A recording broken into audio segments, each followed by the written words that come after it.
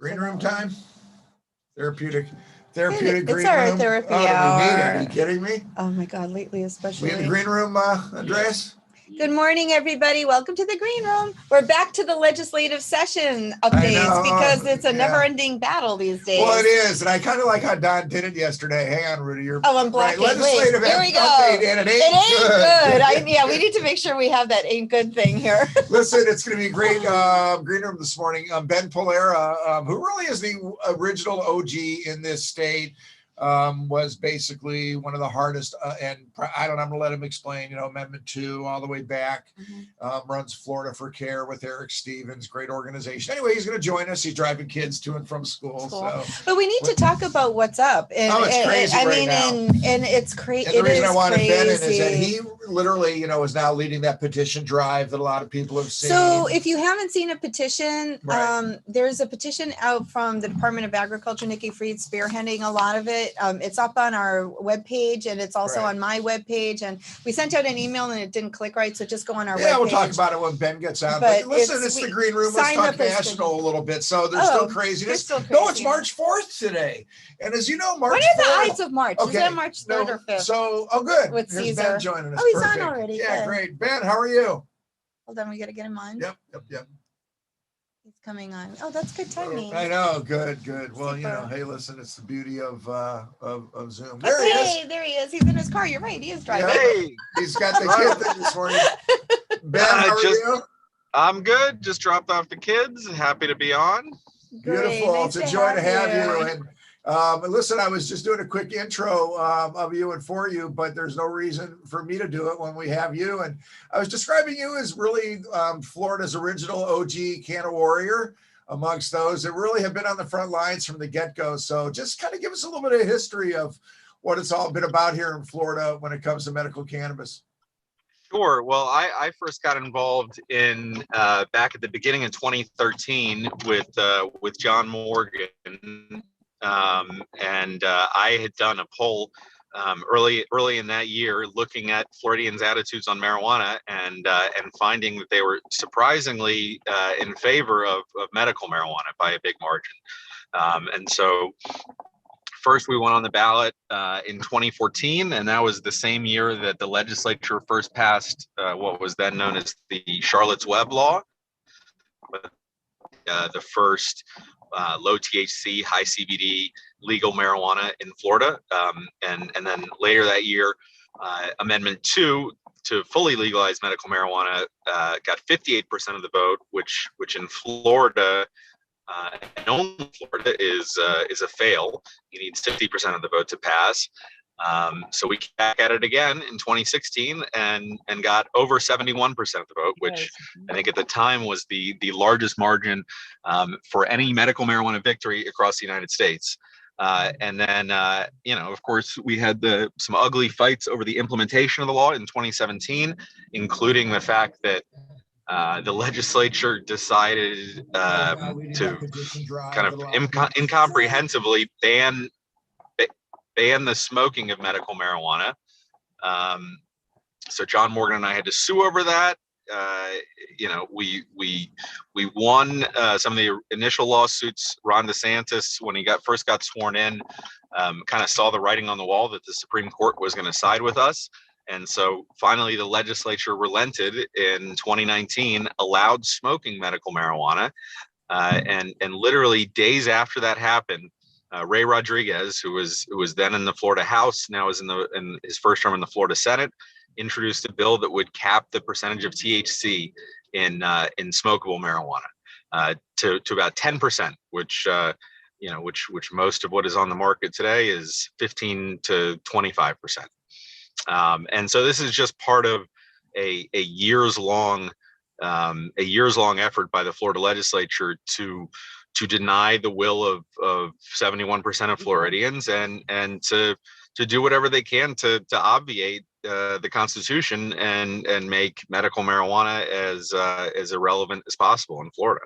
And that's what they're trying to do again this legislative session, both with the THC caps and with these egregious restrictions that they want to put on Who's positions. driving their agenda at this point, Ben? Yeah, Who's really, who's pushing? behind this? Right. Why the Who's pushing it prohibitionists? from the other side at this particular point in time? Because you would think that there would be so much money involved, obviously, just from the MMTC side with their investments and their lobbyists and this and that. So, I mean, is it still drug-free America and Calvina Faye? It can't and, be, because look at the rest of the United States is turning the total opposite way. It's going recreational, and we're going backwards. Well, but I mean, it doesn't make sense. pushing the agenda from that side, and where's that Big coming from? pharma? in your I mean, where's it opinion, coming from? Ben? At this point, Well, I mean, I think it's coming from, it's coming from the folks in the legislature. I don't know if there's any big evil outside forces that are pushing it in a big way. It just, this is a old school conservative Republican legislature that did not like marijuana in the first place, that that did Charlotte's Web kicking and screaming, that were almost universally opposed to Amendment 2 both times it was on the ballot. And they just don't like. But Ben, it did pass, and if the constituents vote for this, you would think the legislators would have to abide by what their constituents want, and it was overwhelmingly in favor, which I don't understand why this pushback when your own constituents are so pro cannabis. Because these are some of the most cynical people involved in politics today, and they have had absolute power in Tallahassee for going on 25 years. And they all exist for the most part in gerrymandered districts where the only thing that matters, to the extent it matters, is a Republican primary. Yeah, that's true. They don't have any accountability to voters, and they know that, and they act like it. That's true. I guess it's frustrating to me too that Representative Roach, of all things, and what a name for this. But no, seriously, the bill is the Roach Rodriguez bill. Okay, I mean, how could, if it wasn't so sad, it would be funny. Well, listen, my line on this is if you see a roach on the floor of the house, there's 100 in the walls. Good one. It's just right. Good one. And it's just, I don't know, it's just fascinating to me that this is a bill. And I guess what Representative Roach, I did a little back study out of him. It looks to me as he comes out of the Coast Guard kind of drug enforcement kind of background. Is that true? I don't know a whole lot about the guy, but it doesn't surprise me. And not everything about politics is money. Some of it's about votes. Law enforcement drives a ton of votes for Republicans in the state. They're very politically powerful. The Sheriff's Association is a huge power player in Tallahassee. The police chiefs as well.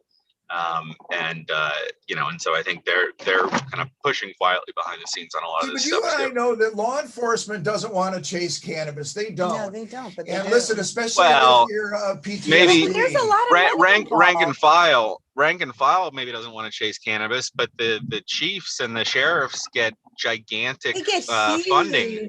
Exactly, they get huge funding. There's big money behind it. There's big money in prisons. There's a lot of votes that are suppressed because of cannabis. So it's a big picture. It is actually. There's a lot to it. So I want to give a shout out to Florida for Care, Ben, which is, I know your organization, and Eric Stevens, good friend of mine, and I want to give a shout out to Eric specifically because Eric and Charles Felix and a group of physicians like myself, we're so far ahead of the game this year, Ben, than we were in years past, and that's thanks to Eric and really a lot of hard work. And if people want to know what they can do to assist in the battle right now and in the fight, I'm going to shut up in a moment and let you give us some strategies, okay? But one strategy I know is supporting organizations like Florida for Care, who are out there doing the work right now, and also Florida Can, Jody James's organization up in Tallahassee. These are organizations that I support, and I'm calling on everybody's support right now, because if we think this can't happen, listen, Ben, I noticed something really interesting. This is going to be a national battle. I saw that Cornyn and Feinstein, of all people, are now in the national debate, of legal adult use reforms and where we're going with that, the MORE Act. They're starting to throw in the 10% THC cap. I saw that. Yep. I know. So this is somewhere where we really need to make a stand and hold the line. And I'm going to listen to your perspective, because I know you come at it from the taxation side and the double cost side, from the physician side. I come from the increased double inhalation side, and having to utilize more, medication to get the results that you want. Of course, but I know of course. financially there's practicalities here.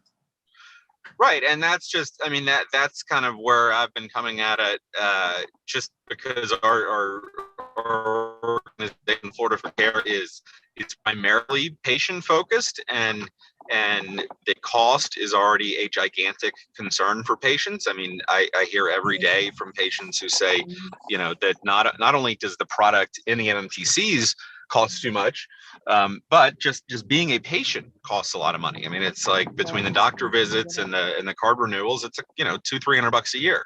And so, for patients, it is a gigantic, I mean, it's not a question of will I just smoke more of the 10% THC stuff. It's I can't afford it. I'm gonna have to find a drug dealer. So it's not, there is that smoke more, pay more factor. But I think for a lot of people, that's just not going to be a factor, because they're just going to be immediately priced out. And they'll go to the street. So that's what I just find interesting from the legislative perspective, that the legislators are more willing to have patients actually go to the street over things, rather than, keep the THC levels up where they are. So cost at least is somewhat down. Get rid of like the 70. I don't know if you were listening to the legislative session a couple of weeks ago, Representative Escamami, she brought up even the fact that if it's a medicine, why are patients having to pay $75 to the state to register if it's truly a medicine? And she had some really valid points, and the legislators can't even answer. The other legislators are kind of silent on it, and it is cost prohibitive to patients. Absolutely. I mean, and listen, the answer is because they wanted to put $0 towards funding the Office of Medical Marijuana Use. So it is only funded off of those cards, and it's underfunded. I mean, and this is our medical marijuana program in Florida appears healthy. And in the kind of the biggest way in the patient population, it is healthy, right? We have almost 500,000 patients, probably more than 500,000 patients at this point, because the last update was a week or two ago. We have 500,000 patients in Florida, but a lot of the parts of the program are in crisis, and that includes the kind of the staffing at the Office of Medical Marijuana Use, which currently, one of the other questions at that meeting was from Carlos Smith, asking, what information do you have about patient satisfaction or lack thereof in the program? Zero. The answer is zero. The guy said he didn't know, but the answer is zero, because they don't care and they don't have the money to care. But then the other piece where the program is at a potential crisis point is with the physicians, between the federally illegal status of marijuana and then the state, the arbitrary and very onerous state physician restrictions. We're in a situation where there are 500,000 patients being served by 2,600 doctors statewide, and they want to slap all these new restrictions on how physicians are able to run their business and practice their medicine, and it's going to put a lot of those people out of business, and it is going to discourage new folks from getting into the business of serving patients when they're already significantly discouraged from doing so. So no, the bill was terrible, Ben. Terrible. I mean, the bill was absolutely terrible. It had nothing in there for the patient. Nothing. Zero. Not a nod towards recertification. By telehealth, not a nod towards veterans access with free card or enhanced card, not nursing home. Ben, I have my big four that I really thought we were going to be able to achieve this year. And I really thought these were nonpartisan issues that really don't give anybody more THC or more this, more that. It was a recertification via telehealth, right now, because that's just fair. We're all still wearing masks. We need to solve the state-by-state reciprocity issue where people come down from the north and a doctor's put in the middle of a patient who's getting safe, legal medical product up north, but they don't have a matching qualified condition down here in Florida. Morally, I can't send them to the black market. That clearly is a social anxiety disorder for that patient that matches PTSD in my mind. So they all go into the program because, like I said, I'm not going to make that patient a criminal, nor can they achieve the same product on the black market, right? So Right. I say there's a lot of reasons they don't want doctors like me up in Tallahassee, because they don't want to hear the things that I have to say, right? They don't want a Canadian coming down here for 5 months who's getting safe, legal access to product up in Canada. They don't want me telling that patient they have to go to the black market here in Florida so they don't have to drink too much or go back on Ativan or increase their narcotics again, you know? So Right. there's a whole lot of issues here in Florida. Nursing home access, you know, Ben, you're over on the other, you know, coast, of course. So, you know, we know of the assisted living and the nursing homes over there. They need multi-caregiver status, you know, for their employees so that they can hand out medications for patients. And doctors working on that. So this to me is all distraction by them so that we don't get the advancements that we need in the program. And that's what's so aggravating to me. Hopefully there's going to be 5 senators that are going to step up. And I'm appealing to our state senator, Joe Gruters, who hopefully is watching this morning. Okay. I know Jeff Brandes won't be in favor of this, but we need more senators on that Republican side who, like they've done in the past, have stood up and stopped this. The House is so, you know, lockstep in what the leadership somehow wants, right? But, you know, Ben, you know, and listen, I never want to get involved with a lawyer on any side, although we love to have you involved in the fight. But I'm not a lawyer. Oh, you're not a lawyer. Oh, good. You don't play one on TV either. That's good. Listen, I don't even have a college degree. I'm a Okay, political I got consultant. you. I'm a political consultant is all I am qualified to Okay, do. fair enough. Fair enough. But I didn't look ahead in the bio. But the point is, don't you think that there's going to be 3 lawsuits if the state somehow, you know, does try to implement this? And where does DeSantis fall? Does he sign this? But my point is, it's always been my red line in the sand, so to speak, because I'm providing medicine to my patients already that is already helping them in a very safe and efficient manner. So to me, if they put an arbitrary cap on that and I can't provide that medicine to my patients, then to me, that's a stay that any judge should go along with, because they can't demonstrate harm to my patients, right? This is just a capricious. But they're going to claim you can't. They're going to claim that you can't also state benefit, and that's what their claim is. I got it. But I think, right back at you on that one. But fortunately, unfortunately, I don't think any of that is relevant to a potential lawsuit. That what is relevant is the text of the Florida Constitution, which I think, you know, taken individually and collectively, this law applies directly in the face of. I mean, it is, you know, what the Republicans are trying to do here is, you know, their solution is they start with a solution, which is, you know, to gut the medical marijuana program, and then they work backwards to the problem, right? I mean, it is intellectually dishonest, and you know, and it is cynical, and you know, it is not about public safety. It is not about patients. It is about ideology, and that they don't like this, and that they're going to do everything that they can to destroy it. So what can our patients do right now, Ben, and everybody that's watching, you know, on the green room this morning? How can we organize? I know the petition was out there. I saw there was a deadline date on it, but I'm sure it'll be reopened. I mean, listen, this is a 2-month battle, I would suspect, right? For sure. Well, the petition is still open. We put a deadline on it because we did want to deliver it. So Eric Stevens is up in Tallahassee currently, even today, right? Trying to figure out a way into the lockdown capital so that he can personally deliver I think 30,000 petitions is what we're going to deliver, but I think we're at about 33,000 now on the website. But you know, folks can go to our website, floridaforcare.org, floridaforcare.org. And if you go to floridaforcare.org/no MMJ tax, that kind of takes you through some of the specifics and the talking points on this issue. As Dr. Gordon mentioned, if you are a physician who want to get involved directly, you can go to floridaforcare.org, or you can just email eric@floridaforcare.org. We are also going to be sending out in the next week or so a big statewide survey targeted primarily at patients, caregivers, and physicians.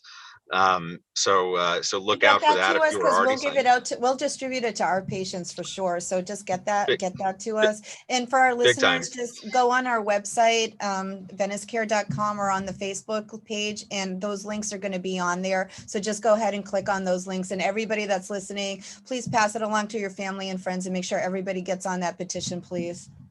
Yes, Sorry. thank you. Yeah. And by the way, Dr. Gordon, thank you so much for making a donation yesterday. I meant to say that at the top, but we appreciate it big time. Listen, it's time to everybody to do that. I call it pulling on the rope together, right? We have to do that Exactly. because they have so much power up there in Tallahassee, but we literally have the people behind us. But we need, and listen, $5, $10, everybody, whatever it may be, and whatever organization it may be. Because Florida for Care we love, and like I said, Florida Can, Jody James, those guys we love. Florida Can, Normal Florida. Normal Florida. The So we're all Florida uniting right now. The Florida Right. Epilepsy Foundation has been a tremendous fighter for both patients and doctors since early on in this fight. Karen Agozi, who runs it, is a huge medical marijuana activist and advocate. We have one statewide elected official who is a tremendous supporter of this issue, and that is Nikki Fried, whose campaign I was an advisor to back in 2018. So listen, Ben, I'll make the joke with you. You're a home run for us in the green room, and it's so honorable to have you, and I mean it. And I'm going to put you on my campaign team I office. I would love to, as long as you're running as a Democrat. I'm whole lifetime. Yeah. Right. So you may not know that, lifetime. Ben, just to introduce you, Ruta ran for Sarasota County Commissioner and state And rep. State Okay, rep. awesome. Yeah. So I'm going to be giving you a jingle. And listen, I Awesome. stole her. Listen, I stole her off the campaign trail after her last campaign, because I wanted to give Ruta a good forum also for her progressive platform, Yeah. and it's been a great work marriage for the two of us. And seriously, that's why the green room exists, because we meet every Thursday morning to do our thing, and it's our little kind of therapeutic shout out to everybody out there. And we've been fighting the battle before you came on. We were just talking about this is March 4th somehow, which is supposed to be some important day in the QAnon world and in the conspiracy world. And is that why they were talking about storming the Capitol? Yes, because it's the old date of the inauguration. So Trump's going to become the next president after Ulysses S. Grant or something like that. And that will happen. Yeah, that will happen or something. So no one, and Pence wrote an op-ed somehow yesterday in support of Trump and the big lie and the whole bit. So listen, Ben, anytime you need a little therapy on Thursday morning when you're driving your kids to work, tune into the green room, and you'll hear all this type of appropriate talk from us. Well, and listen, I mean, is it supposed to be this high THC marijuana that makes people paranoid? I mean, I don't think Pence is smoking pot, but they're definitely paranoid. Listen, we have a phrase for it. We call it, TG4C. Thank goodness for cannabis, right? And yes. It's not. And listen, it's not everything, but it's safe and it's controllable. And our objective is always to make sure that safe, legal, educated access to the appropriate cannabis products are available here in Florida. And we thank you so much, Ben, for the groundbreaking work that you've done to really lay the groundwork for what Ruta and I do here in the clinic every day. And so appreciative of that very much. I think we may have met one time I think we did. Yeah, for sure. Way back when, but it's been way too long. So after COVID, can't wait to have you on this coast anytime you're up and down 75. We're easy to find. It'd be an honor to have you in the clinic. I would be honored to come, and thank you for having me on this morning. And I'd love to come back anytime. Hopefully this issue dies rather quickly in this session, but we still got 2 months, so if it's still going on, I'd love to come back. Let me ask you one more very important question, because I know you have, and listen, you may or may not know. Hang on, we do. We have a few minutes. So it's Thursday. Supreme Court rulings come out on Thursday. Are we going to hear from the Supreme Court about the Joe Render Flora-grown case pre or early in session, or are they going to make everybody suffer all the way through session and then whatever they're going to do? I have no idea. I mean, and anybody who says they do, who is not a current member of the Supreme Court, doesn't know what they're talking about. I mean, my guess would be that given that they have not ruled yet, they probably will not rule during session because, unless their ruling is just totally rejecting Redner's lawsuit, then it's going to require some legislative implementation. So, so they will probably rule later and say, come back, because we have an early session next year. So, come back by March with a solution, or we're going to make one for you. I've heard talk of a special session, believe it or not, which would be incredible for them to have a special session over this when they couldn't have a special session over COVID relief, and other such things. Yeah. The special session over the unemployment system completely collapsing at a time when more people are unemployed than ever. Yeah. And with House Bill 1 being debated yesterday, it's just such a very dangerous time to even be a dissenter, to a certain extent. It is. It really so is. we're going to continue to do our thing. Yeah. So, and you know what, actually, Ben, I'd like you to address just one more thing before we let you go. Sure. So do you actually think that the MMTCs, and I try to tamp this down every time I hear it, and I try to stay off Facebook cannabis conspiracy theorisms, but you can't believe that any MMTC would have anything to do that would be in favor of a 10% THC cap. This will destroy MMTCs. Right. This will destroy MMTCs. And I said this, I did an op-ed in the Fort Myers News Press over the weekend. And I said, if you think MMTCs are cheering because their patients will have to buy more, think again, because they're still going to be subject to the same 35-day limits on how much marijuana you can buy. And even those who, come up with a business model where the vape carts are more profitable for them. Well, guess what? Those vape carts are made from flower.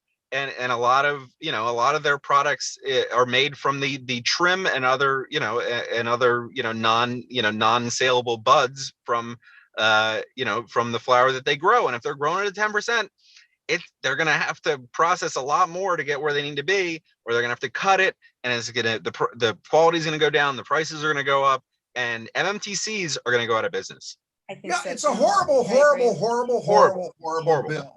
And nobody wants it. Nobody wants it, right? So when you hear this, like, oh, the MMTCs have to have some degree of complicity in this, or whatever. And by the way, the MMTCs have stepped up to oppose this in a public way. Trulieve sent out an email to their whole list, which they probably have the single largest list of patients. They definitely do the single largest list of patients outside of the OMMU of anybody in the state of Florida. They sent out an email to their whole list directing people to our petition.